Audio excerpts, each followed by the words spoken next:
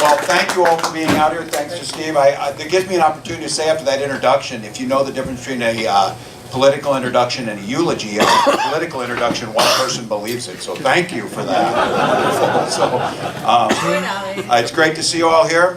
Ed Reynoso's here with his mother-in-law. Another one, I always say this too, behind every successful congressman is an astonished mother-in-law. My mother-in-law, Linnea, still cannot quite believe it. The only thing she hangs her hat on is, I am the 3-time winner of the hot dish competition, and she puts it in the Ivanhoe Lutheran cookbook every year, coming from her son-in-law who can actually cook hot dish, and so it gets me in good stead. But thank you all for being out here, and thank you for being engaged in our political process. I did come directly from DC, where someone asked me, what are they doing? I said, I don't know, undermining banking regulations or stripping food stamps out of the farm bill. It's just another Thursday, and it can be incredibly wearing on us, but the alternative is if not us, who? And if not now, when? And I think the engagement you feel, and for me, I am a high school teacher. I started my teaching career out in Pine Ridge. I was a 4th grade teacher. That's why the hostile questions, my God, I'm really proud. I did 24 years in the Army, but that is not the thing that I am most proud of, nor the thing that got me ready for Congress. I supervised the high school lunchroom for 20 years. Honest to God, a freshman was choking on a Polish dog, gave him the Heimlich. 19 years after that, they put me in the lunchroom. But started out in 4th grade in Pine Ridge, and then became part of the first group of American high school teachers to teach in the People's Republic of China back in the 80s. They took us, they trained me Mandarin, dropped me into a Cantonese speaking area, and I taught American history in Fosan and Guangdong for a couple years. Came back, was teaching out in a little school on the Wyoming border, the Nebraska-Wyoming border, and they had a room that was divided with a temporary partition, and there was this wonderful young English teacher next door who I used to love it when she would tell me she was from Minneapolis, Minnesota, and that became my wife, Gwen, who was super independent but did not keep, thank you for that. She did not keep her maiden name. She goes, I cannot go through life being Gwen Walz from Minneapolis, Minnesota. And gave me a Phil Holm book, Coming Home Crazy, and that is still our touchstone together. But when we were young teachers and thinking where we wanted to have our family coming back to Gwen's home state, I grew up in a small farm in Nebraska. My mom's still on the piece of land that's been in our family 130 years. Had 24 kids in my graduating class, 12 were cousins. And I tell people that it's funnier now than it was then. But I grew up in a really great place, though, where that small public school gave me a wonderful opportunity. I was there and I understood what happened. My father was a Korean War veteran, was dying of cancer. And I watched what Social Security survivor benefits did for our family. I joined the Army the day after I turned 17, used the GI Bill and Pell Grants and all of those opportunities that gave us the chance. But when Gwen and I were looking, where did we want to go? As educators, it was Minnesota, a place that valued education, a place that invested in it, both for our children publicly and land-grant universities. And the idea of a state, I remember when I first came here, one of the things that shocked me was I said, my God, there's lots of roads and they're all paved, which is a big difference from where we were. But the idea that there was public employees and people investing in what made the state right. So I was teaching and coaching football down in Mankato, building the prom, working on the play sets. My wife was doing English speech and debate.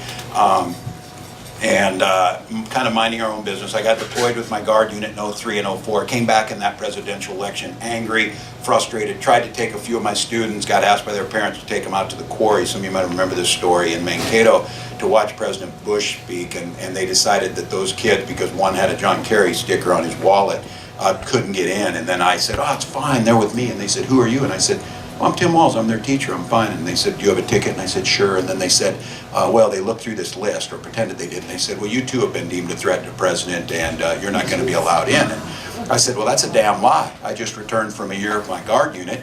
And they said, well, you're going to leave or be arrested. And I said, well, I told these kids I wouldn't let them get, in trouble, so I put them on the bus. And then I see they're actually getting serious, so I'm like getting a little nervous. My wife's going to be madder than hell. I'm arrested at the quarry in Mankato.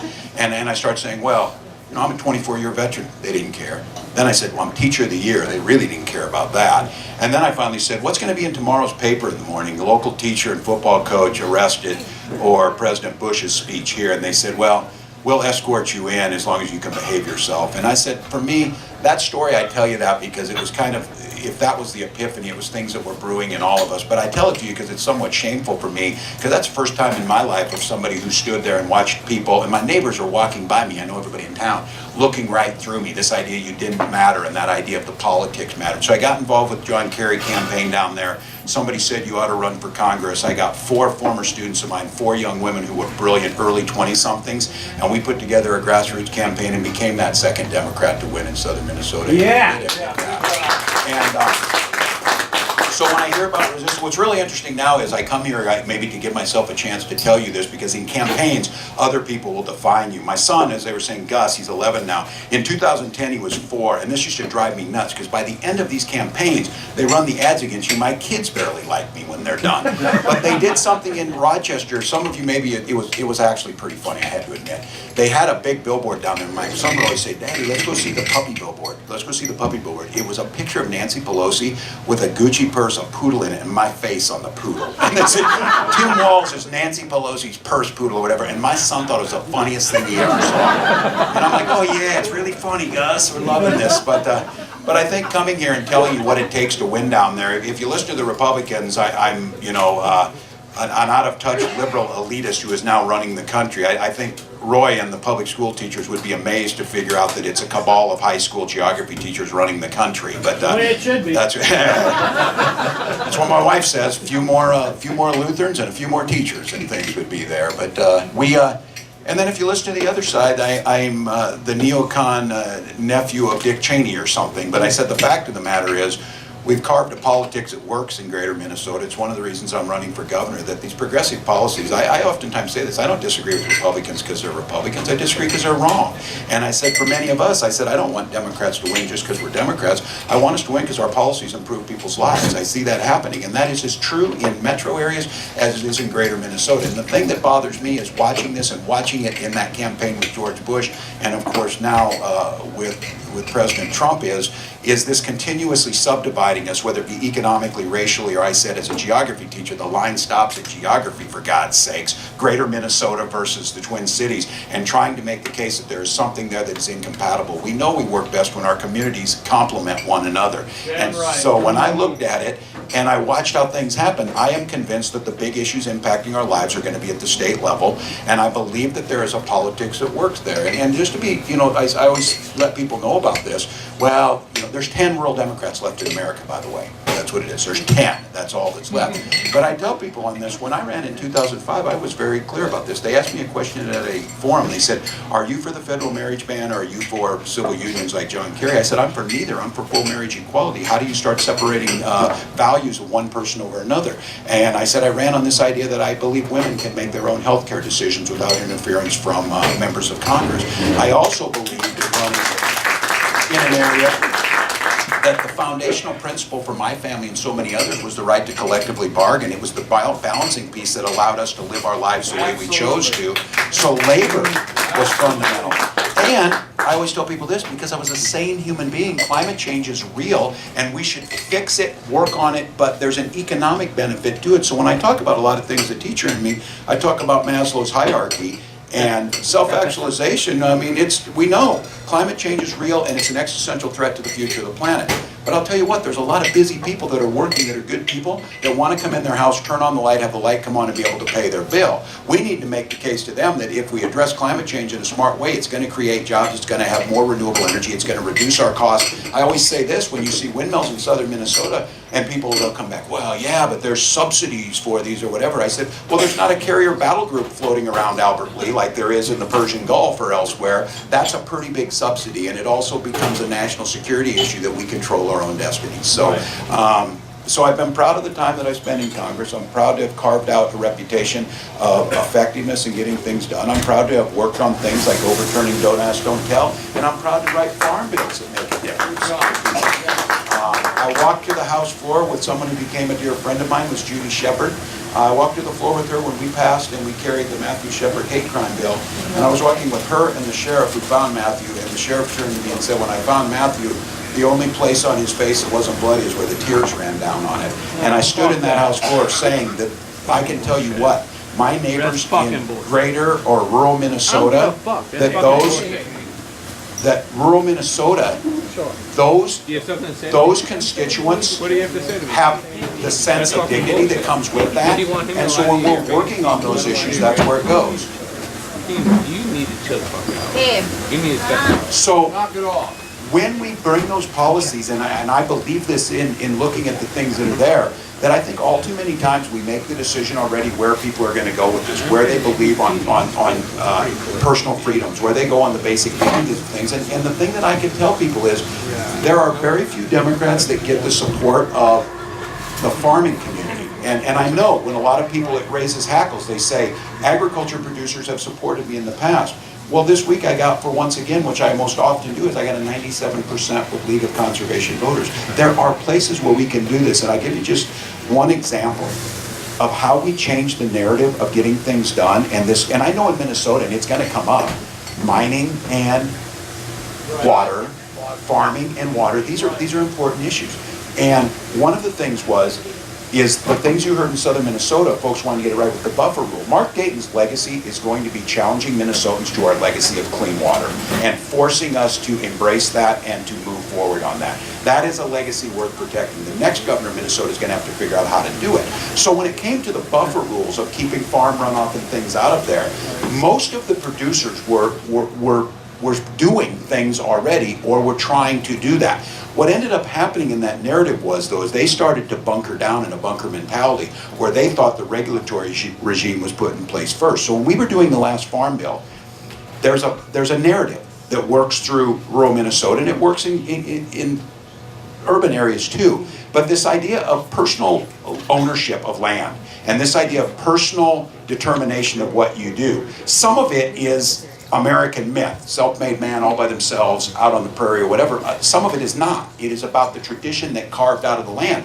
So one of the things we always see is when you're talking about land ownership with people, there's very much, the minute it starts to happen that there's going to be regulation coming onto their land, there's going to be easements on their lands, you start to get people walled up. So when we were getting ready to do the conservation title, which I was the ranking member on, one of the things I said is that I said, we have to change this narrative. And I said, okay, you own this land, most of you are doing the right things conservationally, but if you're not going to do that, then you should have the right. If you're going to go ahead and farm something right up to the edge of a stream or whatever, I guess that's your personal right. But here's the trade-off of that. Not one penny of federal money, not one penny of crop insurance, not one penny of anything else. Well, guess what? It's called conservation compliance. The first thing that happened was 98.6% of people complied to best practices standard on conservation. So we set up a new narrative that said we're partners in this, we're going to regulate, but we're going to assume that you know what's best on this. And once you took away that you were starting with the stick, that the carrot was the thing that everyone wanted, it started to work. And I think there's those opportunities. So when I got asked about coming back and running for governor, I believe the state is at a crossroads. I think for those of us in here, I'm assuming that a lot of us are liberal progressives, and one of the things I know that we tend to think of is there's a problem, you solve it, you move on to the next one. The thing that I learned at that quarry is that each generation is tasked to fight the fights over again. And I tell the story last year.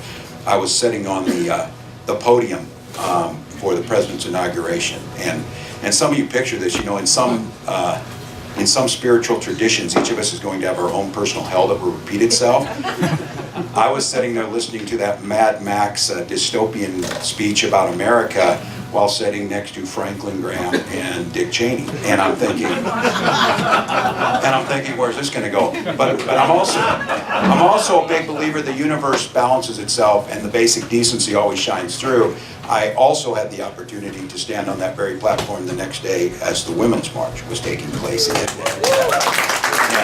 I say this is going to be my claim to fame. So the podium's set up there, and it is a pretty amazing thing to be sitting there. When it was President Obama, it was super amazing, of course, and we're all excited about that.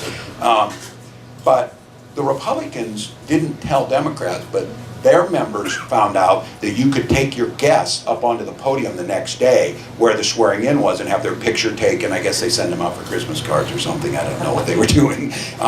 But I was walking up there and I said, well, I want to go up there. And there was this young woman sitting there. She had a bunch of cameras around her. And she introduced herself, and I had met her once before. She was the photographer for the Washington Post.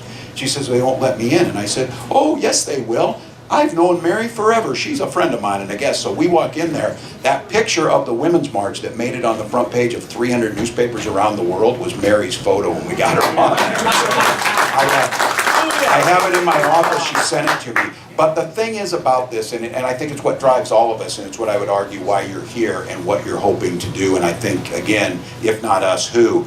That I was walking next to a woman at the Women's March, if you can call it, because there were so many people and there was so much energy. Some of you who were there know, and it was something. But this woman turns to me and she says, I cannot believe I'm fighting this crap again.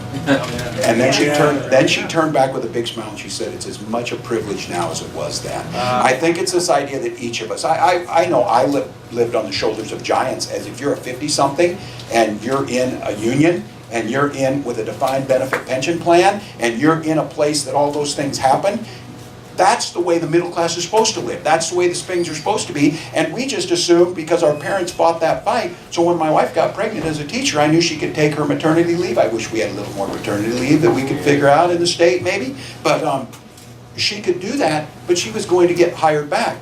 Not pre-1971 she wasn't going to get hired back. And so thinking about that and looking at it and seeing the sense of now that those shoulders of those giants we were standing on, we're going to be those people someday. And whether it is LGBTQ rights, whether it's reinforcing and pushing back on what's coming on right to work legislation, those type of things, whether it's equality of pay. One of the first votes I voted on was Lilly Ledbetter. How sad is that?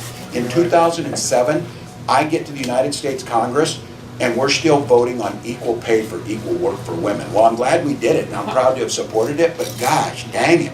Let's take care of this and move to the next issue. So in Minnesota, we're going to be up against a Congress, as you see it, that has done nothing, that is digging in, that is going to decide on the next farm bill. We're not going to write a good farm bill with conservation titles in it, because you know what the fight over the farm bill is, and it's going to come to a head next week, is we're going to rip the nutrition title and the SNAP program out of the farm bill, because apparently that's the deal. And I don't make this up. Last time they tried to do this, last time they tried to rip that out of the farm bill, the guy who was advocating for that and the drug testing of SNAP recipients was the same congressman who got busted buying cocaine from an undercover cop in D.C. That's the stuff that goes on. So we're going to fight that fight again, but guess what? Just like the woman at the Women's March, that's our responsibility. We in the state of Minnesota can determine, we can look like Wisconsin, we can go down a route that says there is no space for the public sector, there is no space for community, there is no space for investments in education and healthcare and research in our land-grant universities. And again, you can't make this stuff up. On the very day, and this is, I have to tell you how votes happen in Congress, the cynicism of things. I've had a bill, the Blue Water Navy bill, because I'm the ranking member on the Veterans Affairs. I serve 23 years and I do that. And I tell people, my responsibility is to care for veterans. So I start every veterans hearing by reminding my colleagues, if you really want to care for veterans, don't make any more of them. Don't get involved in these wars of choice. Don't send them over there. Don't do that. But if you're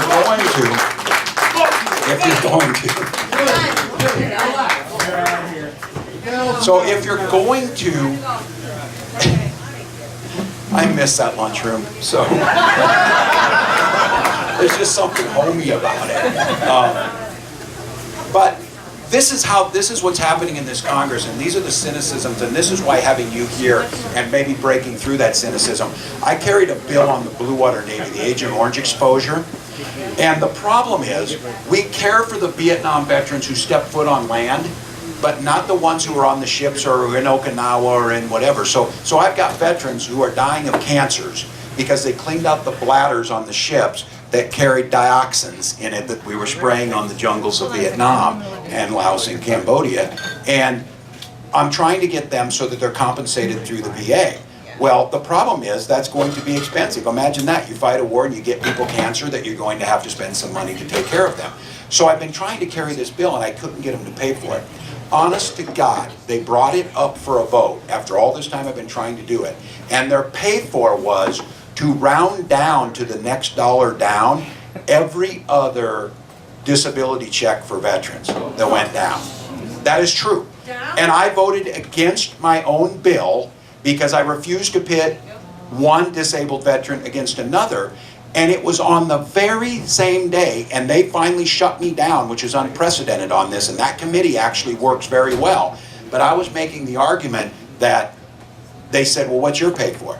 That was the day they voted on their tax cut. I said we'd take 1/10 of 1% on the top bracket, put it back on, and dedicate it to Agent Orange.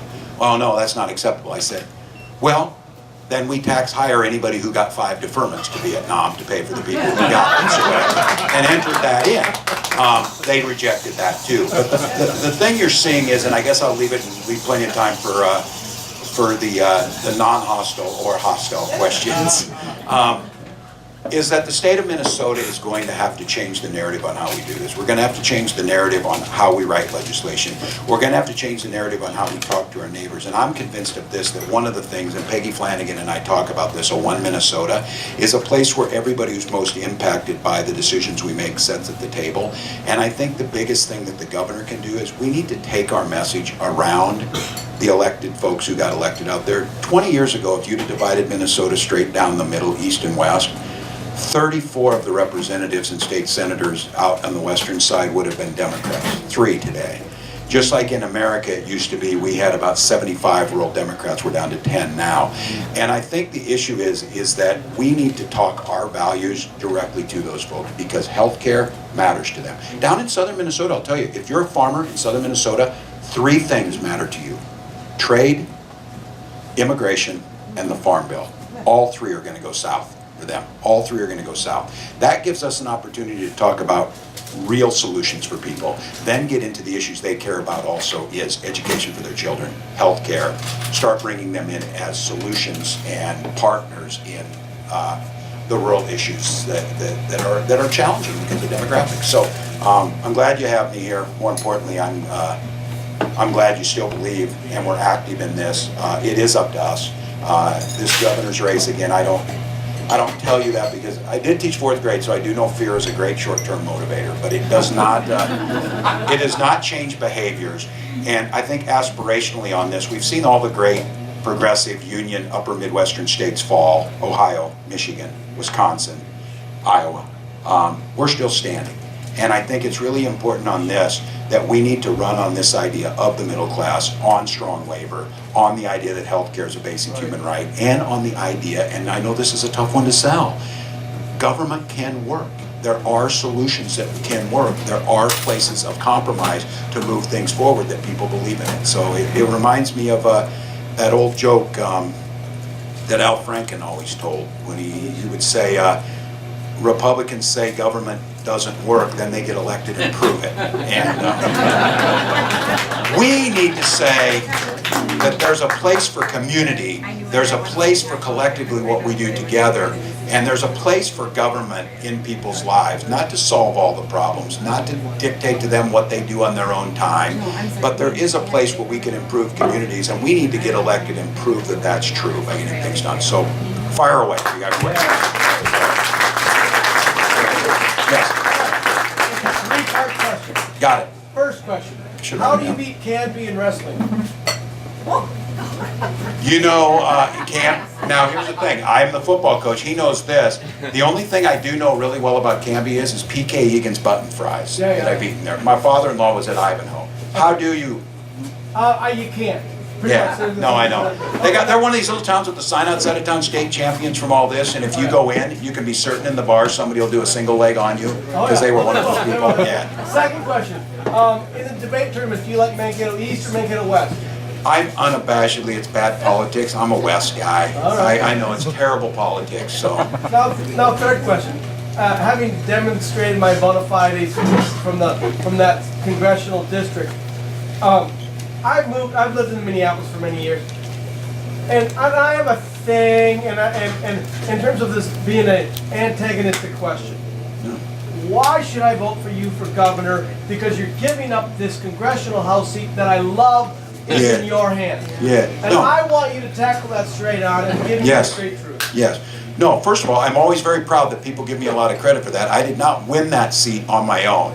It was because of the activists that we put together. The infrastructure that's down there is still there. One of the first things we did was we opened full-time DFL offices in Mankato, in Rochester, in Winona, and in Albert Lea, where we didn't have that. That built a place of gathering where we started to pick up some of these House seats. The second thing I would say is because one of the things that a governor is going to do in 2020 is redistricting, and unless this group gets busy producing some kids, we're going to lose a congressional seat in 2020. And for me, is what I would say on this is, those rural seats, that seat that's out there, we need to make the case, if we're winning these congressional seats on force of personality of one person rather than the value of our ideas and our programs, that is not a recipe for success. So what I'm claiming is that we can build on that. And there's really good folks running. And as I said, there's really smart people running. The bar's pretty low from the current occupant of that seat.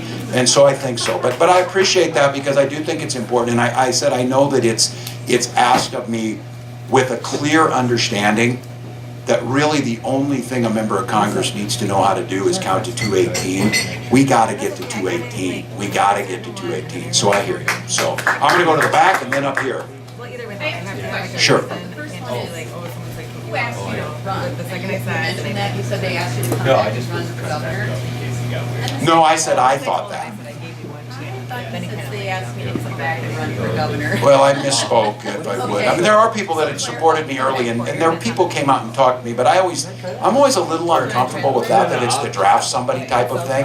Again, I never planned my life to run for office, nor do I need to believe that I need to be governor. What I'm saying is that I came to the conclusion, big issues are going to be at the state level, and a Democrat has to be governor, and I think I possess the skill set. So I don't want to misstate that I made that decision thinking that I could offer something, and then I think it's supposed to work that way. And then the people, if we could build an organization. Because I said, give me a chance and I'll build the largest grassroots campaign for governor we've ever seen. Right now, the numbers show we're doing that. Then my other question is, and I know it's on a lot of people's mind, the NRA thing with Yep. you. No. The A rating, and then Yep. now you kind of changed your mind about the. Yeah. Can you just. Absolutely, talk about that a and little bear with me, and again, I will take the boot in the butt, because they are and have evolved into something unrecognizable. I will tell you this, I grew up hunting. I grew up at a time, and I'm not telling you this as a reason or anything, I think or you even care. I think it's important to know where we came from. I grew up at a time when you could take your guns to school, and we would shoot pheasants after that. Spent 24 years in the military. I do support Second Amendment rights. Over the 10 years that have been 11 years, I took $16,000 to campaign. Someone asked me earlier, someone said, that's a beautiful pin you're wearing. I said, it should be. It's the most expensive piece of jewelry in Minnesota. It's $3 million every 2 years to get the congressional pins. They're very expensive races to do that. I don't shy away from that. Over the years, I took that money, and then over the last 4 to 6 years, I've been voting for background checks. I've been voting for CDC research. I've been voting against reciprocity. I sent the money back last year. Some of the A ratings came in some years where there was a single vote or no vote at all because there weren't things coming up. But what I understood my responsibility of this is, like so many gun owners that were out there, is I think there's an intersection that protects your Second Amendment rights to vote or to have firearms, but doesn't have to cross the path of my daughter's 17, she came home from school and she said, you're the only person I know who's elected to anything, Dad, do something for God's sakes. I mean, and she doesn't get in on this, and I try and protect my kids from some of this. So I understand the frustration with that, but I've made the case over the last several years to people, the only way we're gonna fix this is by breaking this, the camps that are there. I believe those responsible gun owners, which there's 50% of Minnesotans, bring them in as part of this and bringing part of the solution. They know me. They know that I have the credibility on this issue. I tell people it certainly doesn't help me in my primary or whatever, but I win the congressional shoot every year. I ride back on the bus with the Republicans and I tell them, how does it feel to be outshot by a liberal gun grab? Every year. So your frustrations on this, like mine, is Parkland has to stop. The heartbreak has to stop. Something has to be different. I lived in a rural area. I was around guns in a different environment. It might be something in 1981 to go pheasant hunting with your friends in a town of 500. It's a hell of a lot different to have an AR in the middle of Florida at a high school and trying to strike that balance. So I make the case to people that that's where it can go. But I think certainly the boot in the butt, and I never belonged to the organization.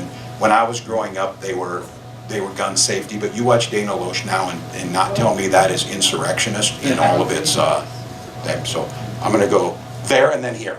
Ed, I'm not going to forget your mother-in-law because you'll be in trouble. Are you still taking campaign contributions from the National Shooting Sports Foundation? No, and let me tell you on this, that the guy who is in that, and the National Shooting Sports Foundation.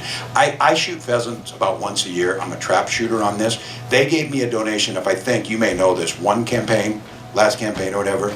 The guy's family owns the flour mill in Winona. And so I knew the family. We are not taking those contributions. I did not take that. And I told people that these are decisions that if I could go back again, I wished I would have done them differently, because I don't take tobacco money and I don't take oil money. I've never taken any of those. We made the decision in the 2010 campaign to take a contribution in that campaign, and I did. And I tell people that I deserve to be kicked in the butt on that, but to be very clear on that, I use that money to vote for marriage equality. I use that money to get 100% with Planned Parenthood. I use that money to vote for cap and trade.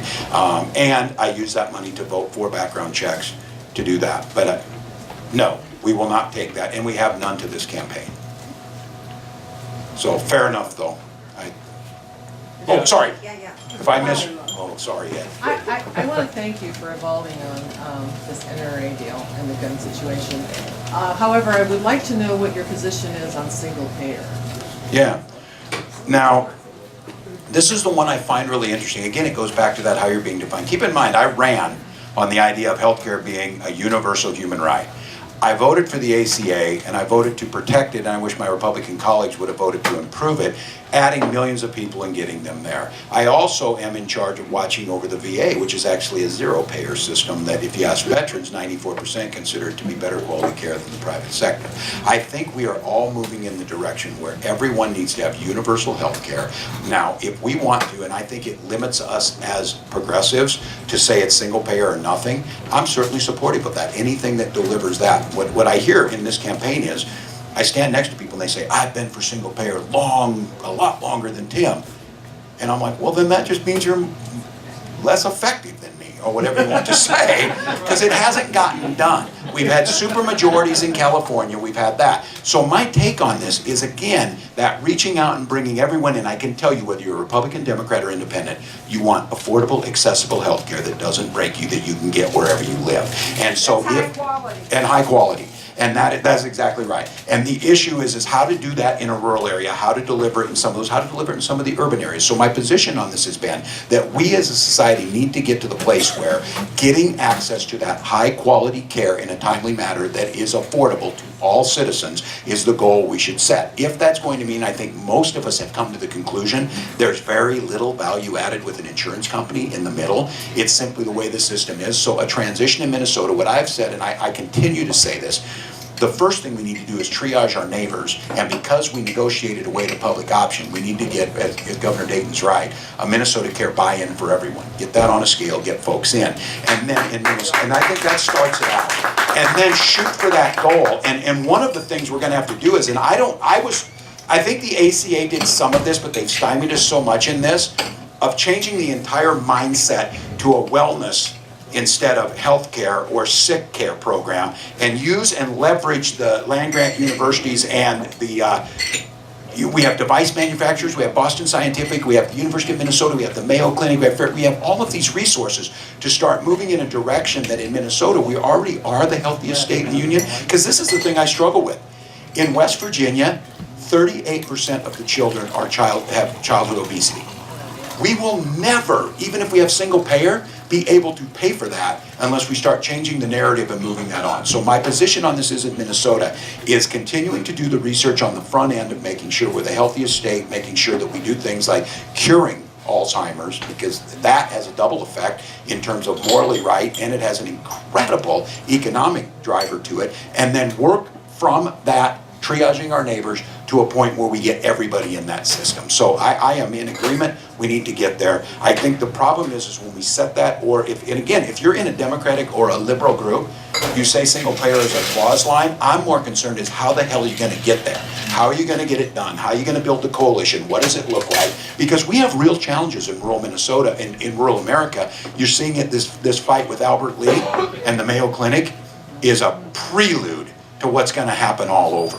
Something's got to change on that. So, yeah, let's talk about taxes. And the federal tax bill, of course, has huge implications for individual taxes here in a state like Minnesota. And I'm just curious what your approach to that particular issue is for the citizens of Minnesota.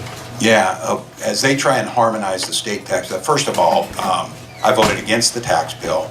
I argued against it. I think all of us need to recognize, though, there's going to be a short sugar high here in some folks getting a few more dollars on their checks.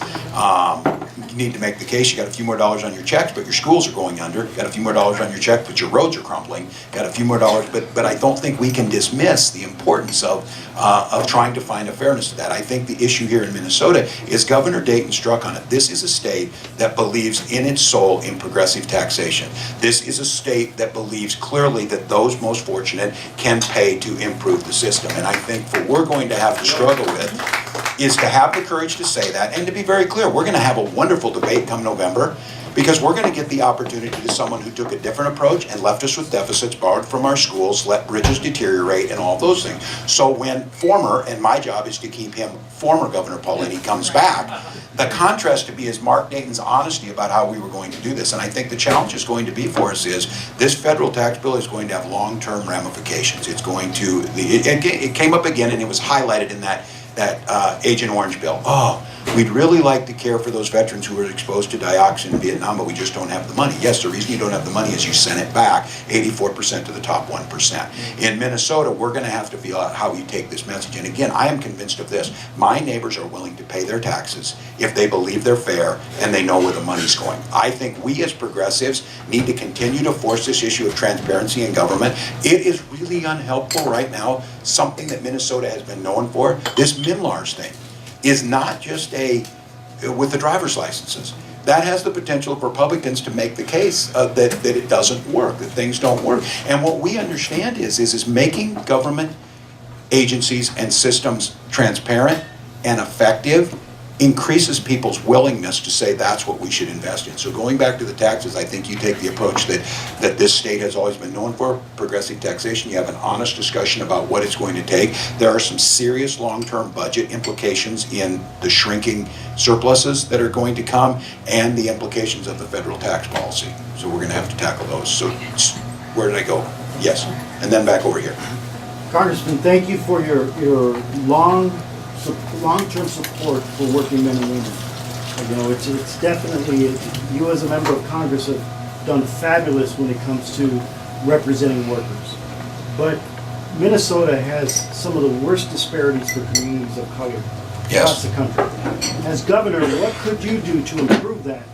And secondly, what would you do to advance education, 2-year college tuition and vocational training? Yeah, taking this issue first of all on this, and then we have many reasons to be proud. And as a Minnesota educator, I'm very proud of what we do in our system. I'm very proud of the accomplishments we get. But we all know that there's some glaring statistics in there. The gap of our children of color to those that are not. The incarceration rates amongst children of color, the incarceration rates of juveniles of color, that there are issues, and indigenous citizens that are way out of where they should be. So for us, one of the issues is making sure that the people delivering, whether it be education on that, is to make the case to Minnesotans. There is not an opportunity or achievement gap of children of color. There's an opportunity gap or achievement for all Minnesotans. Until all of us own this, this is our future workforce. This is our future neighbors. This is our future growth in entrepreneurs. And if you don't believe, and if you believe this, well, my kid's going to do fine. They're not in that subgroup or whatever. We have to make sure that they own that. We need to make sure that the people delivering the care, and I saw this when I taught in Pine Ridge. Russell Means came to the school and asked all of the Anglo teachers to leave at one time. And his point was this. He said, Tim, do you think you're the best qualified? He said, do you speak Lakota? And I said, not well. And he said, do you think you're the best person to teach our children? And I said, absolutely not. And he said, so why are you? I said, I'm the only one who's here. I'm the only one who was able to do that or whatever. And so this issue of what we can do in Minnesota is making sure in these communities that we have instructors that look like these children, that know their experience, they're culturally competent in how to deliver that. How do you teach to a Native girl? How do you make sure that's there? And I said, these campaigns are job interviews.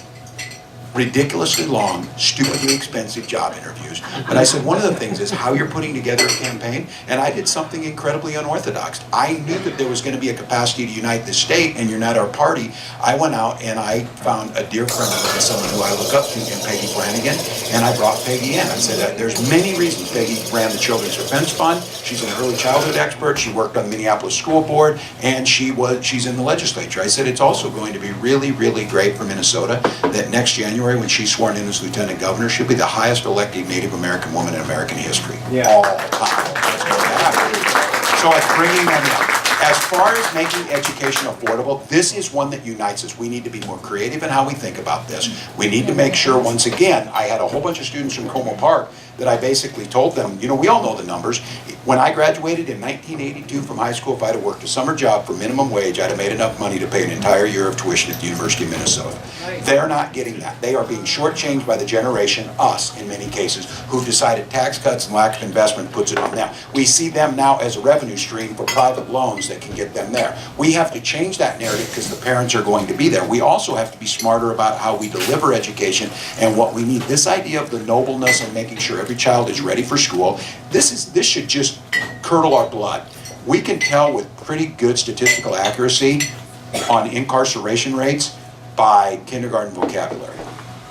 We know in Mankato school districts by third grade with almost exact accuracy who's going to graduate on time. So we know what the research says. Investing early, wraparound services, fully fund CCAP and all those programs to make sure kids are ready to do that. Those are things we can do. But then talking about we've got trades to offer, we've got opportunities. We see this down in Fairmont. I don't think a lot of people know this about southern Minnesota. We have the Mayo Clinic. We're the 9th largest agricultural district. We're the 6th largest wind producing district, renewable fuels and things. But we build tractors. We build dump trucks. We build cement mixers from the ground up in southern Minnesota, in Jackson and Dodge Center. It takes a whole lot of skilled craftsmen to do those things. So we put in Joe Brown, the superintendent in Fairmont, put in the welding academy there, so they got plasma welding. This year, these kids took the plasma welding in school. It's a noble profession. They came out, they started out at $58,000 a year with a top of over $100,000. No student loan debt, doing nobleness in the profession. Those are things that make sense. And then dual credits, we've seen something that closes the achievement gap. When we do PSEO and dual crediting, we get them there. But I also think, and this is aspirational, I did it, and this is something I'm really proud of, that you get some awards from people for stuff you do in Congress, but I got a call one day when I was there from my young staffer said, there's a Mr. Gil Grossbenner or something on the phone. I'm like, oh my God, he's the National Geographic Society guy. This is awesome. And we became the educators or the legislators of the year. I was the House version. Ted Kennedy was there. Because Senator Kennedy and I worked on a bill dealing with, it was this idea of experiential ed and getting kids out, but it was national service. Because I believe this firmly. My service in the military gave far more to me than I gave to them. But I got to tell you, I'm not kidding when I say this. I am equally proud of my service in the classroom. I'm equally proud of the community things, and there are many ways to serve this country. I think it's dangerous when we get to the point where the only way you can be patriotic is if you wore the uniform in the military. I want to introduce, and I think in Minnesota we do this, a national service program where we ask them to give us 18 months and we give them a civilian GI Bill. These kids are eating this up. They want to do it. They want to do it. So Senator Kennedy and I had that, and that's a way we can invest in them. You want to go work and build trails in Glacier? Go do it. You want to read in rural or urban school districts? Do it. You want to help build Habitat for Humanity homes? It's AmeriCorps Pride. And I brought in now, former General Stanley McChrystal has a service year thing. We can do this in Minnesota, talking about how do we get our kids into this, how do we get them to invest. I'm telling you, watch those kids in Parkland. Watch those kids from Como Park. Watch those kids at Mankato West as they walk out of the school. And I'm telling you what, those kids at Parkland took on the NRA, took on the entrenched things. And today in Florida, they passed raising the age to 21, banning bump stops, 3-day waiting period. My goodness, those things hadn't moved in decades. And it didn't matter if you were for them or against them. They weren't going to move. That's the potential. So that's the things that I think we do. But again, I think a lot of this starts with parents about talking what's there. And I want to be very clear, because this gets to be somewhat troublesome with people when you talk about putting kids into, different tracks or whatever it might be, especially children. I'm talking about the nobleness of trades. I'm talking about the nobleness of what you want to do. I'm talking about the individual, multiple intelligence that each child has. When I was growing up, they told, oh, you don't want to go into the trade, you need to get a 4-year degree. In all honesty, they should have had me go into carpentry. It's what my dad did, it's what he was skilled at. I think, no, sir, I think you're better skilled at. I think about this with my son. If my son comes home and tells me he's going to be an electrician or whatever, I'm so super happy, because it's what, if that's in his blood, if he's where he wants to be, or if he wants to go and says, I want to be a child psychologist, and we need to figure out how he needs to go through that. So I think we've done where we've narrowed them, and then I'm going to end with this, because this is it. We got to have people who are professionals to help kids and parents make these decisions. It is a damn crime that we rank 49th in school counselors out of the 50 states here in Minnesota. We need more professionals in there. Minnesota is terrible at this. We don't have them there. Is that the hook? Is that the hook? I gotta leave. I have to tell you this is a true story. When we first were running, they interviewed, the so-called political experts, said, well, Congressman Walz looks to be a pretty good candidate. He's got good retail politics skills. He can probably raise some finances, and he seems, all this or whatever. And they said, but one of the activists said that one of his drawback is that he can be a little loquacious. And my 17-year-old was reading this, and I saw her, and she was Googling. She said, yeah, that's true. she didn't know what the word was. So I will not be that way. Thank you. Believe. Get engaged.